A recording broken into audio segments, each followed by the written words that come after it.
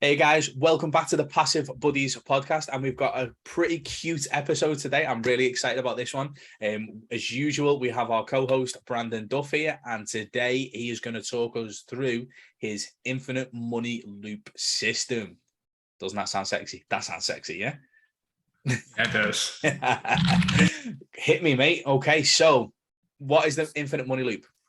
Yeah, so this is a kind of something I created as I've been talking to other people, how wealthy people get wealthy. I actually paid $6,000, I think beginning of this year, maybe the end of last year, to talk to a financial advisor and see if we were kind of on track to where we wanted to be. And I ended up knowing more than he did that I felt, and we paid for his services, and he went through our financials and he says, you guys are doing great. And then he kind of gave us not even a roadmap. He pretty much was trying to sell us life insurance after we've paid him $6,000. And I was just like, no. Just so I can have a little rant. Don't you find they're really frustrating? Like, I went to one as well, like a couple of years ago, and I was like, right, okay, listen, I was like, this is how I want to do it. I want to put everything through the business, and I literally want to spin it off from there. And he was like, have you thought about a pension? I was like, of course I've thought about a pension, but that's not what I'm here for. If I want a pension, I'll go get a pension. I was like, oh my God. And they just can't get their heads around it, can they? Like financial advisors, like standard ones, $6,000 for a financial advisor. You should be like, you should be kicking your ass going, right, this is how you do it. This, but these guys, they take, 9 times out of 10, they take a course and they regurgitate information. Oh, breathe, yeah. Carry on. Yeah, I was not happy about the situation, but he kept messaging me, and at one point I was like, I think we're good. Like, I'm just gonna wipe our cans clean and we'll be good to go. So yeah, he was just trying to get us on a life insurance policy so that he gets recurring income. So it totally makes sense, but I was not happy with the thing, but I digress. And so I paid $6,000. I was like, okay, and this is what I'm actually teaching in our inner circle. So don't tell them I'm telling you guys this. Hopefully they didn't see this on a podcast, because it's okay. So what it is I realized I had real estate and we could borrow against it. And so that's what we're able to do. We're able to do a cash out refi and take out money, and take that money and leverage it and diversify and buy another rental property. So I'll give you another story. If you listen to our previous episode, I talked about how we diversify risk, but this is how I diversified in real estate. I'm going to actually go over the whole infinite money loop after. So definitely stay till the end. But essentially what I did was, we had a real estate property, and for 1 year, and if you didn't hear the story of how we had a squatter almost, then you definitely want to listen to the last episode. But after about a year, it appreciated, just like all assets do with time and inflation.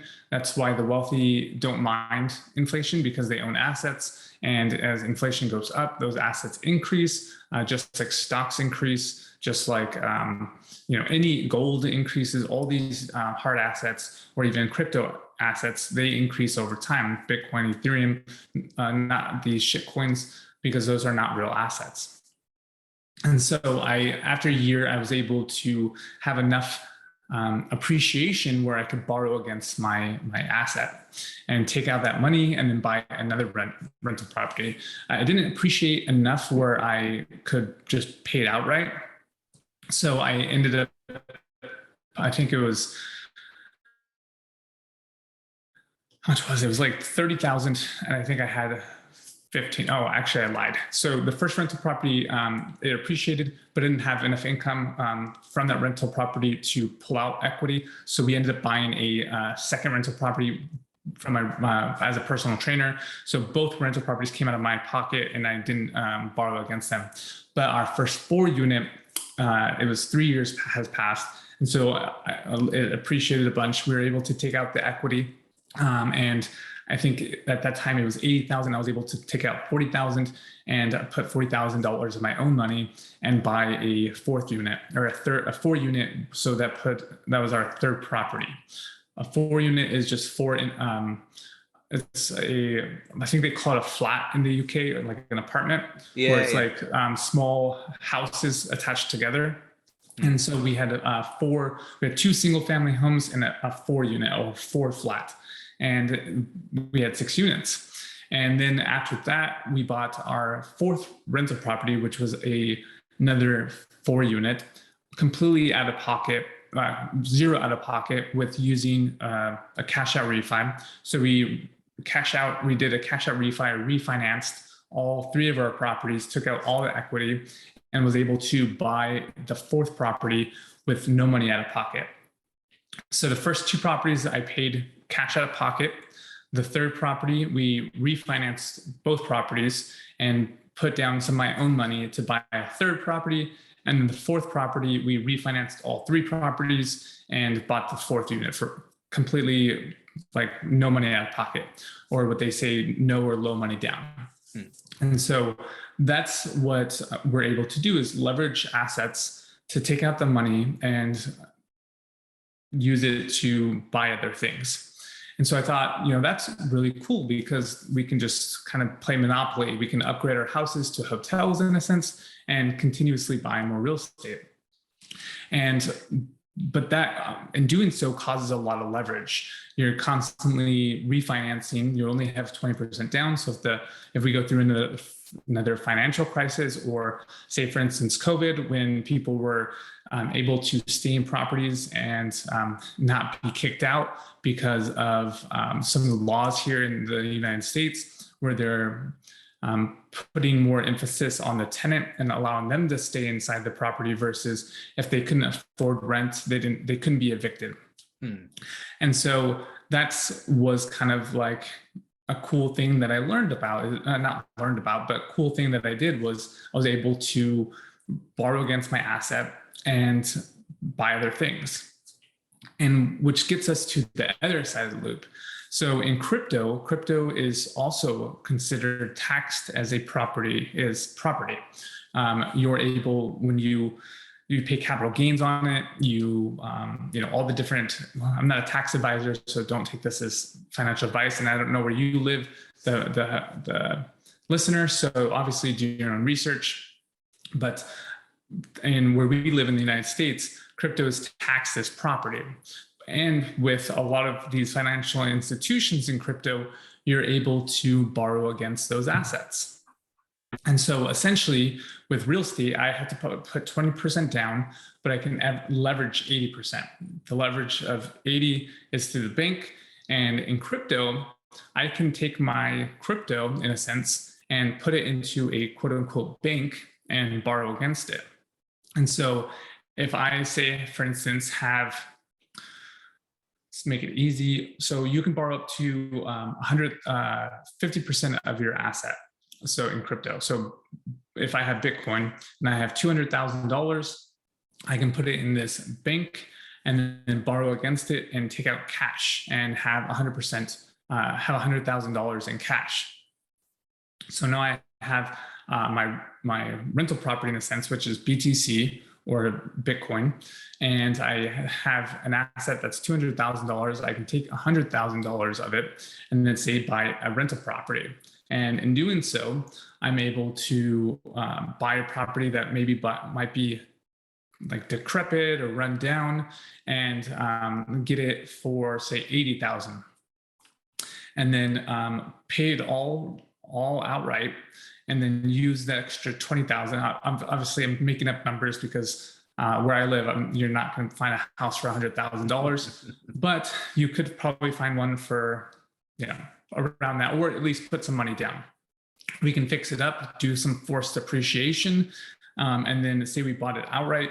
We can then get a loan for the property up to 80%. So take out 80% of the proceeds, and then say, for instance, the house was 120.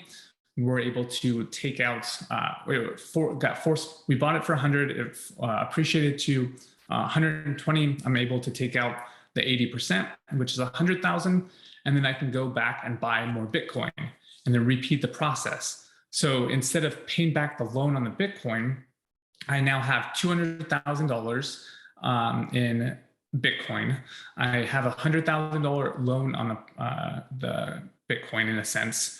I have a house that has been forced appreciated and is now worth 120, but I have a loan on it for 100,000.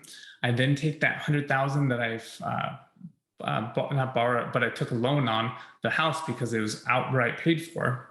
And I buy another $100,000 worth of crypto and I add it to that bank. So now I have $300,000 in crypto.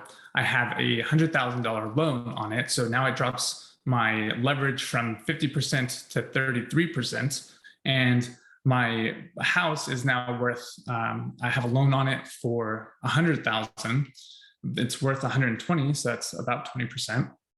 And so if, as time goes on, both those assets appreciate, I never really have to pay down the loan because the assets are appreciating. So it reduces my leverage. And on crypto, you can actually get a 0% credit line.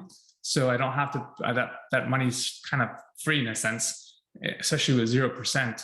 And then all I have to worry about is the house, but the house is being paid by the tenant and it's being forced appreciation. So this more of the story is you can borrow with crypto. You can borrow your money against your money completely for free, buy hard assets, refinance those assets, pull the money out, buy more Bitcoin, and continuously do that loop.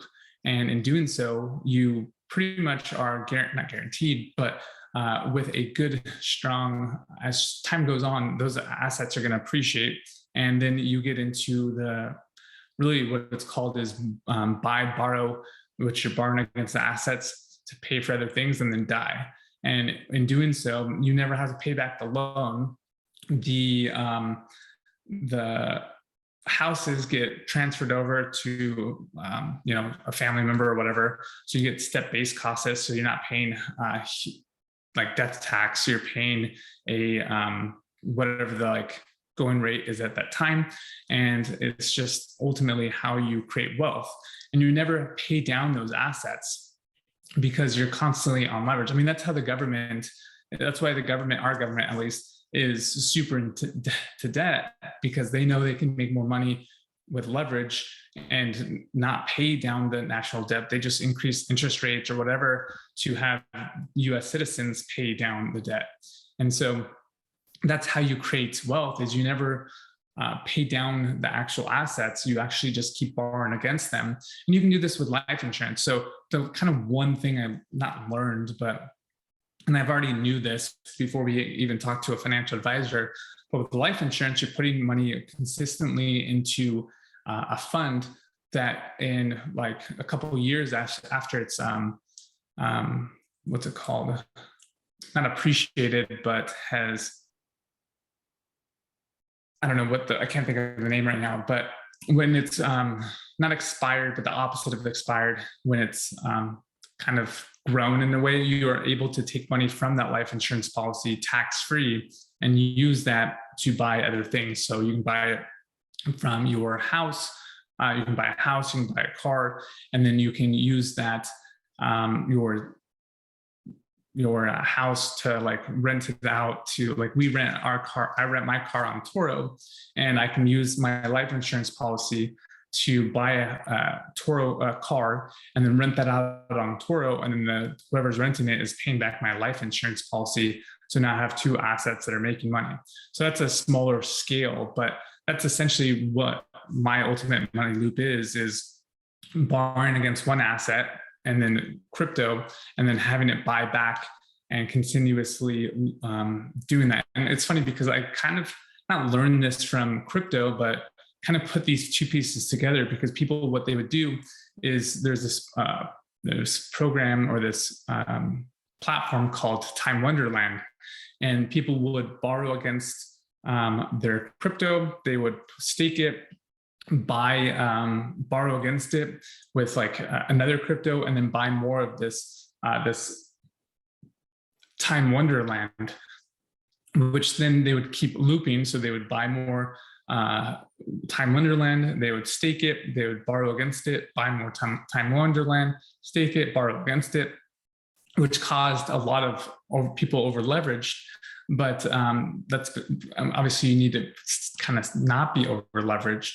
But that's why you get into things. That's why I created it with both real estate and crypto, because you have a hard asset that has cash flow that's different than the actual asset itself. And then you have crypto where I can borrow against it to buy more real estate. So that's my ultimate money loop. If I were to show you guys a diagram, and I'll send it if you're watching the video portion of this, I have a kind of a picture representation of it, and we'll add it to the video portion of this somewhere in this. But definitely check that out. If you're not subscribed to Brian's YouTube channel, definitely check that out, because he posts all of the videos of this podcast on his YouTube. I have it on mine also, but definitely check out. It's probably easier to find Brian's. So what questions do you have to clarify some things so that people can kind of get their heads wrapped around this? So obviously send me the link to the PDF, and we'll put it in the show notes so people can get access to it on the podcast. And two, what is over leverage, and how do you make sure you don't become over leveraged? So over leveraged is, for me, I think that if you have so much debt that it's eating up all your cash flow, and if, say, for instance, kind of where we talked about diversifying risk in the previous podcast, where I only had one rental property, or we talked about business, if you only have one client, when they're gone, then you have no way to make that income. And so then the money comes out of your pocket. So like, for instance, when we had one rental property and she was no longer a tenant, all that money was coming out of my pocket. And if I didn't have the money to pay for that mortgage, then I could be closed on. So that'd be over leveraged. In crypto, you have it's much worse in it. Well, it's not, I wouldn't say it's much worse, but if you, say, for instance, have $100,000 and you're able to borrow $50,000. I'll give you a perfect example. Say I bought Bitcoin at $60,000. I put it into the bank, in a quote unquote bank, the crypto bank, and I borrowed 50% of that. So I borrowed $30,000. In the most recent crash of crypto, it did drop down 50%. And so if that dropped down 50%, then I would be essentially over leveraged, because they only allow for, I think, 75% leverage. So if it went over 75% leverage, they could seize my asset and take all my Bitcoin and convert it to cash to rectify the situation. Luckily, I already had the $30,000 out, because I've taken that money out and I'm borrowing against it.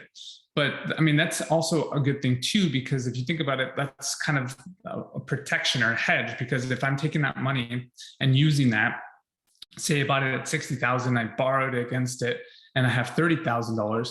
Sure, I'm out the $30,000, but it's dropped 50%, and I've already taken $30,000 out. So it's really indifferent, because it's already dropped 30% or 50%, and I've already bought a house, so that's paying me money, and that's a hard asset. So I think more of, so to answer your question, over leverage would be if I bought at 60, it dropped like it did 50%, and they liquidated my position, and they can do that with crypto. With real estate, obviously you have to go through proceedings. You have to go through court to make sure that you have to file bankruptcy or short sell it. But in crypto, it's all smart contracts. So if the leverage is dropped, they can instantly seize your position. So, and that would be over leverage. So that's why I created this ultimate money loop, because if you borrow against your asset, you buy a hard asset, and then you have cash flow coming in that's cash flow positive from your real estate, then you can pay back that position, or you can buy more crypto to lessen your leverage. But we also go into more things with back loops and back feeders, where, for instance, I'm taking play to earn games. I'm using that to backfill my position, which is just buying more crypto and adding more crypto to that stockpile in a sense, or in that bank. So it reduces my risk. Even when the market is dropping, I'm buying more through play to earn games, which is then padding that position. Just like if you were in real estate, where you have a house, your tenant moves out, but I have a business. Luckily, I can have that business pay for the mortgage in a way. But yeah, I mean, that's what you want, is not to be over leveraged, because if you can't pay for and backfill your position, or de-risk or de-leverage your position, then your assets can be taken. Got it. Okay. So as usual, like we always say, like with anything, there's risk, but there's definitely ways of mitigating that risk and having that loop.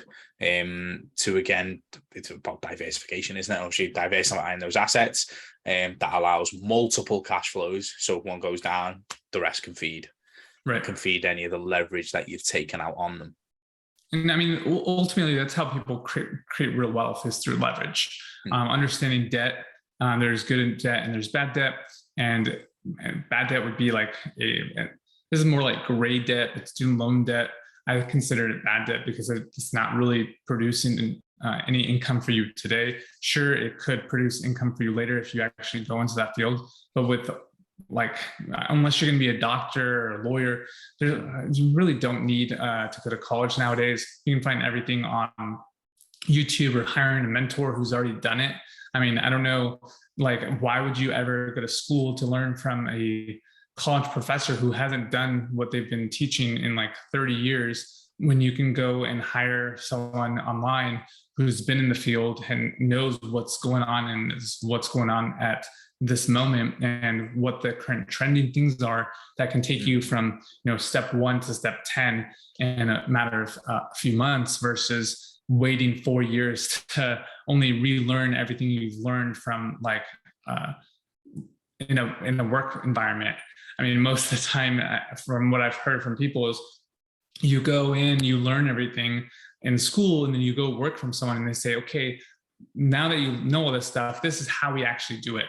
And then you get retrained on everything else. So that's a whole different topic, and we'll definitely go on that tangent of schooling in another episode. But yeah, ultimately, like, being able to buy assets that you don't get over leveraged on, that you have a business that could, or another asset that can kind of cover the cost, or cover if things go, or what you said, what ifs, and be able to secure yourself and make sure that you're not over leveraged.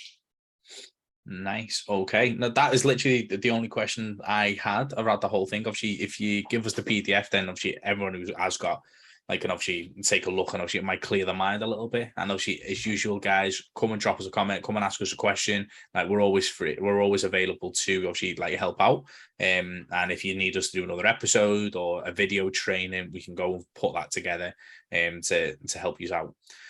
Final thoughts? Go and buy back your time by owning things that create cash flow and are able to mitigate your time away from your family. I think that if you have assets that, I mean, that's why it's funny. I'm going to end it with this, but I don't know if I said this in the other episode, but if I gave you $1 million, you'd be pretty stoked, right? Yeah, you'd be pretty happy, wouldn't you? Yeah, like you would if I'm asking you, Brian, if I gave you $1 million right now, and would you have a bad day? No, you wouldn't say so. Like, nothing could knock you off that day. Yeah, like it'd be like one of the best days probably of your life. You'd be like, I would have no more issues with debt or anything like that. Like, amazing, right? But how would you feel if I gave you $10 million? That'd still be ecstatic. But what if I gave you that $10 million and you couldn't wake up the next day? You wouldn't take it, would you? Right. So I think that a lot of people in the online field, or in just life, they try and work all the time to provide for their families and not actually spend time with their families because they're constantly working. So try and at some point de-risk your own self from your business. Start buying assets so that you can actually do the things that you guys want to do, which is ultimately spend more time with your loved ones. So that's what I would just say for ending this episode. Absolutely love it. Okay, guys, thank you so much for tuning into today's episode, and we will see you on the next one. Peace.